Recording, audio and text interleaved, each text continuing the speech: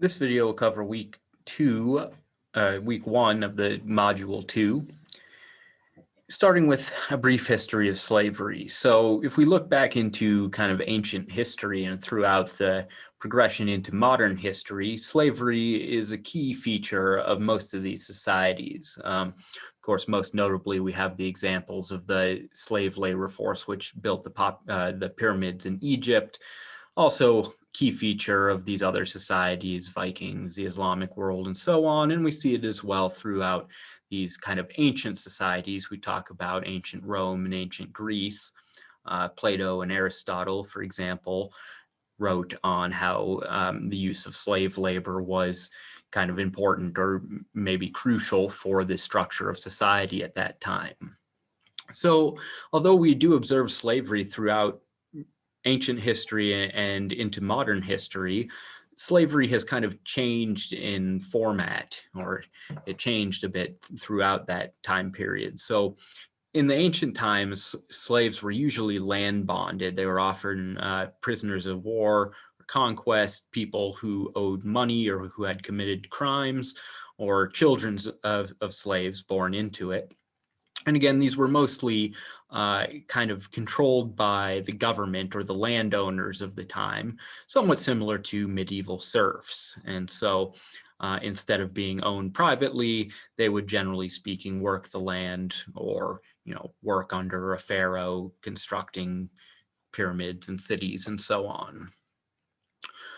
It's only to about 1200 and forward where we see the advancement of what we call chattel slavery, which means slavery in which a person or a slave is owned by another individual rather than being bonded to land or bonded to a government. So that seems to come about the Atlantic slave trade somewhere around 1200 moving forward. And in week 2, we'll talk a little bit about the transition out of feudalism and into capitalism in Europe and some explanations of how the Atlantic slave trade could have started up. But we see this chattel slavery or this private ownership from about year 1200 into the abolition movements of the 1700s and 1800s.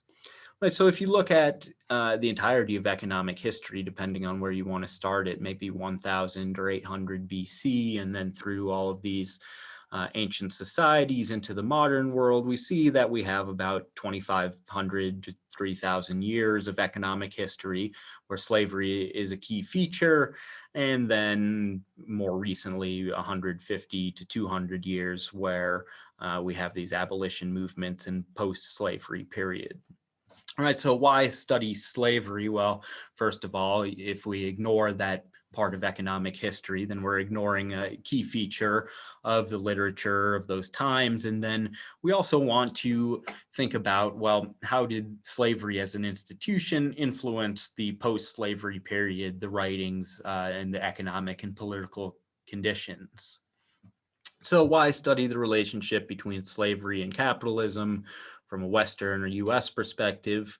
At the peak of slavery in the United States, about 1/3 of families owned slaves. And although ownership was far less common in the North, it's undeniable that the early American economy benefited from trade in cotton, textiles, tobacco, industries that were heavily dependent on Southern slave labor. So we also want, mostly the point of this module is to think about not slavery itself, but about on the influences of slavery.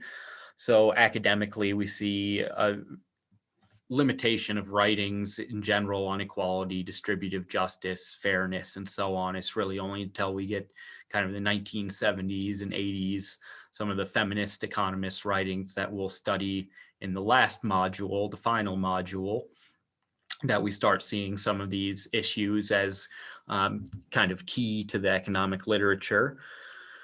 Legally, we're going to see that there's preclusion to property ownership for certain groups, which results economically in inequality resulting from property ownership, or also we'll talk about prison and to a lesser degree education system and reform.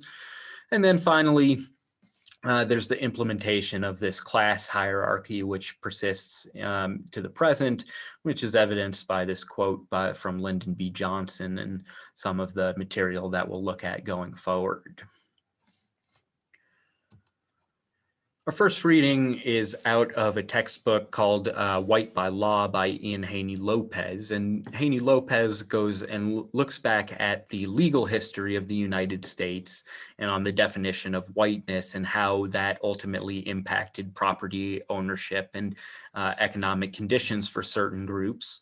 So in 1790, Congress restricted naturalization for citizenship to white persons, and that the racial prerequisite remained in some form until 1952. Between that time, there is a series of what we call racial prerequisite cases, which are in general determining what is a white person. So we have a couple here that you probably heard about in some sort of American history class if you took one. These were both repealed by the 14th Amendment after abolition. But then in the post-slavery period, we have still these racial prerequisite cases determining who is white and therefore who can be a naturalized citizen, who can own property and vote. From 1878 to 1952, there are 52 separate cases heard by federal courts, including 2 by the Supreme Court. And what we'll see is that these rulings in general kind of are broken down between common knowledge rulings or common knowledge definitions and scientific evidence, with ultimately the Supreme Court kind of siding on this common knowledge ruling of what is a white person legally. So before we do that, just a quick kind of thought experiment, which is somewhat popular in the social literature. So we have here 6 circles, and the exercise is to break up these circles into 2 groups of 3.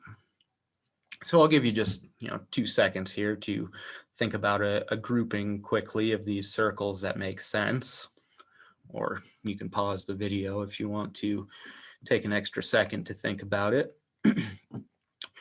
The grouping that most people choose when responding to this is 1, 3, and 4.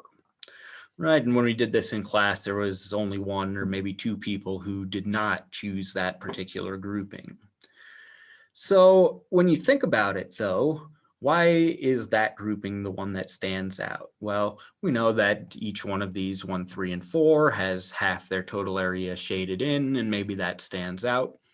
But consider other possible groupings. One other possible grouping would be 1, 3, and 6. Why these 3? Well, each one is divided exactly in half. Well, the other 3 are divided in some other way. These 2 have X's, this one's undivided. All right. An even less common grouping would be 1, 2, and 6. Right? Almost nobody picks this grouping, but why is that any less valid than 1, 3, and 4? In 1, 3, and 4, we had half an area shaded, half an area shaded, and then this kind of X area shaded.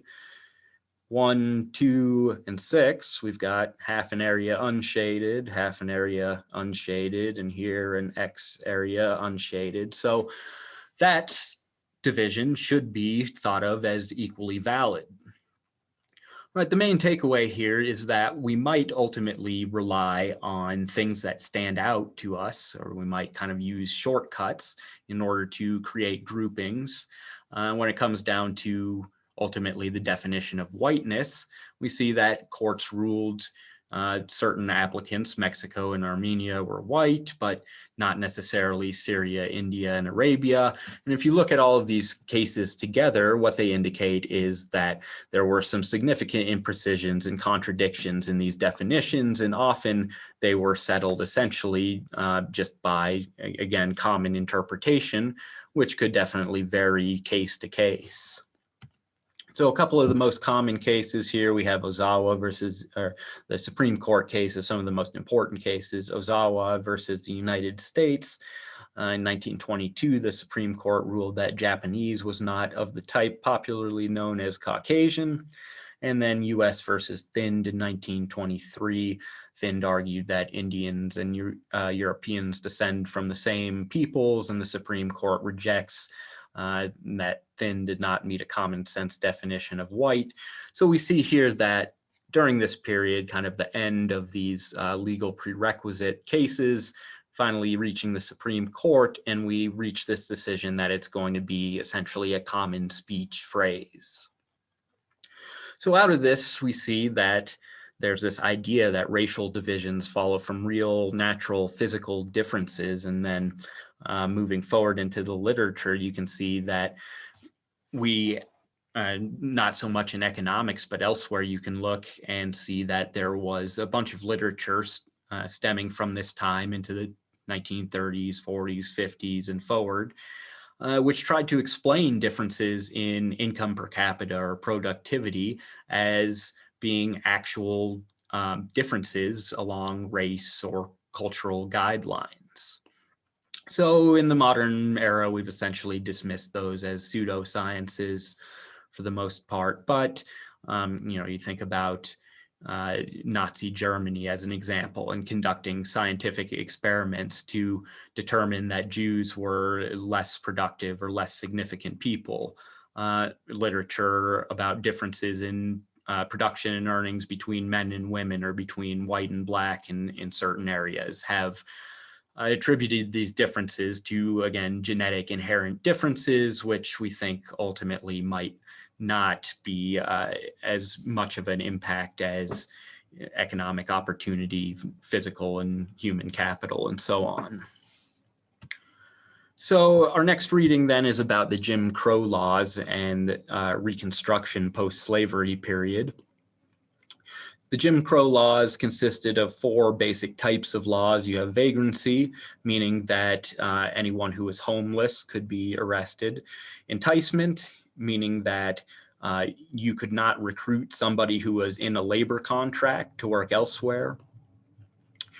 Contract enforcement, that if you were employed under a labor contract, you could not seek a job elsewhere. So these two together, enticement or contract enforcement, meant that anybody who was working could not be recruited or even choose to leave their current job.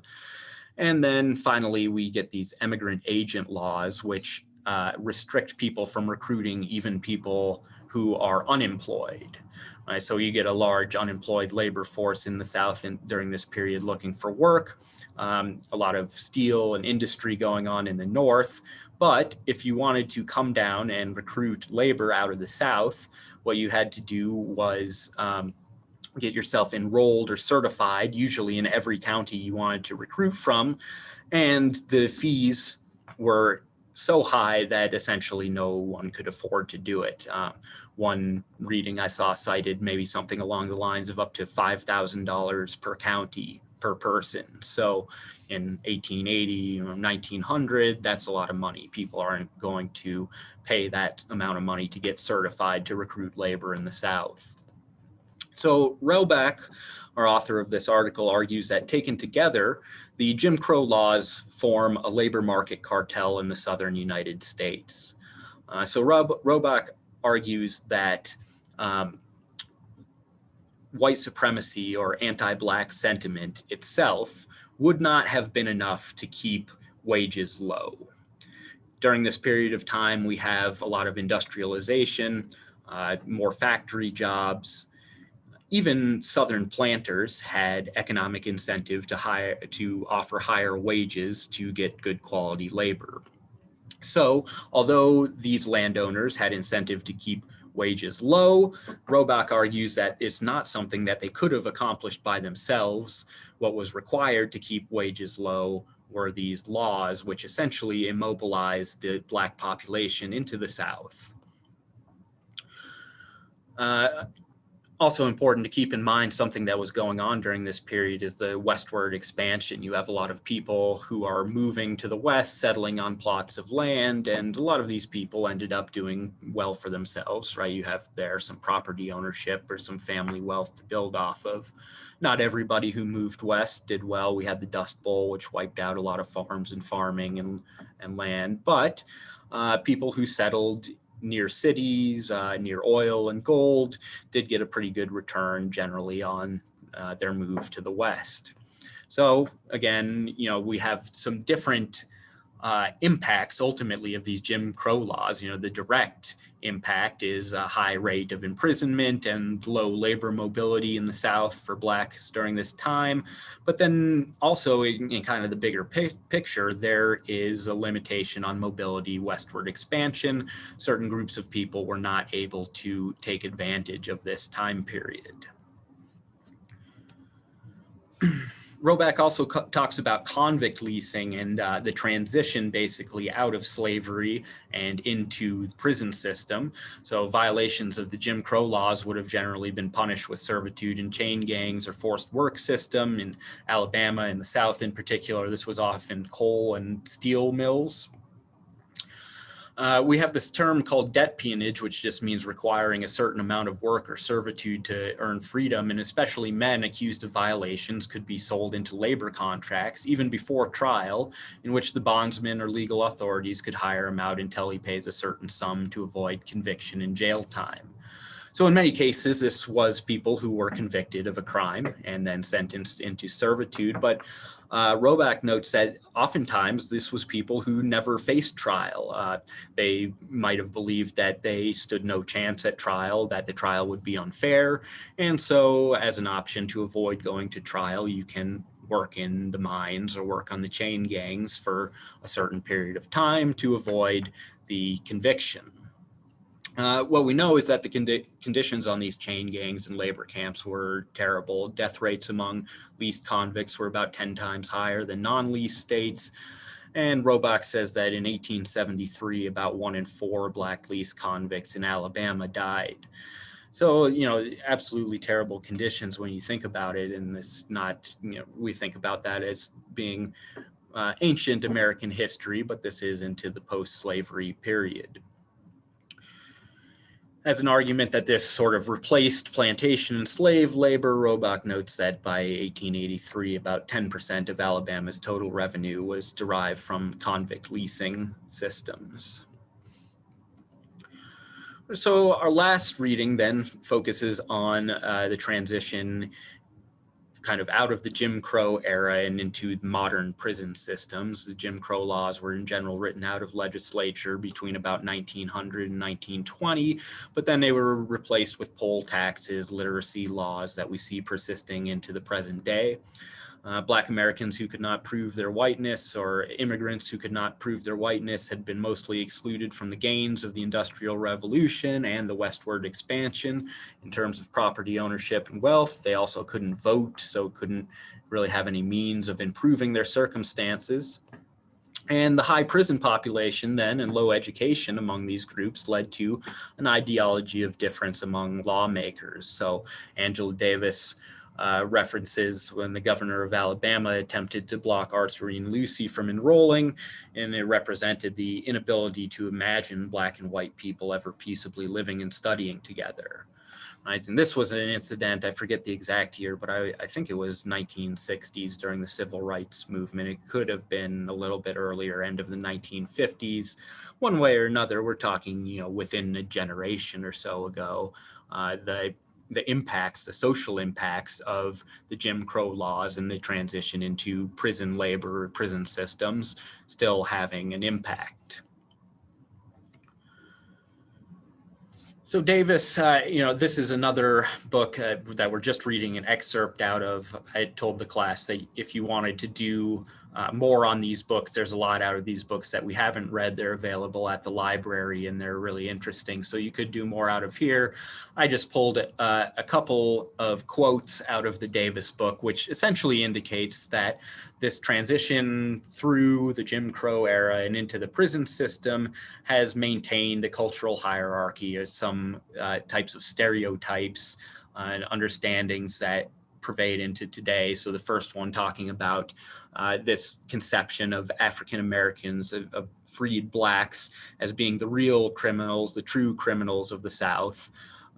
This belief that African Americans are inherently criminal and in particular prone to larceny. So that seems to be a belief that grew out of the Jim Crow era, Jim Crow laws post-slavery.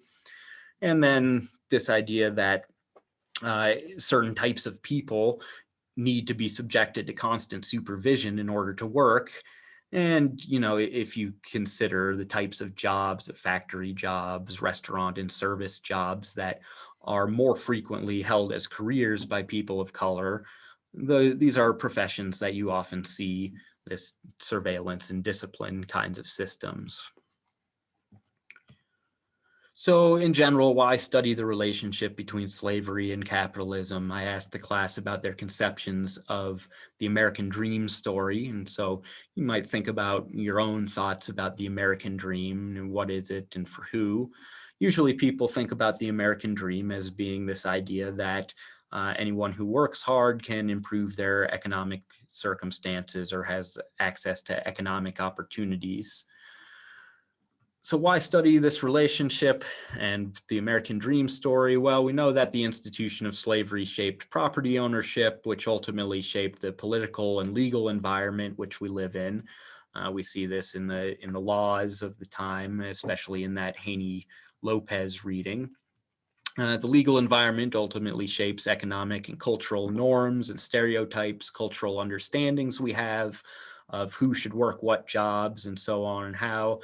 And then ultimately, this impacts the American dream story. So I posted a documentary as one of our optional readings. I think it's really interesting. It talks about the public housing projects in Chicago and relates that to the American dream story and also kind of to this political and legal environment.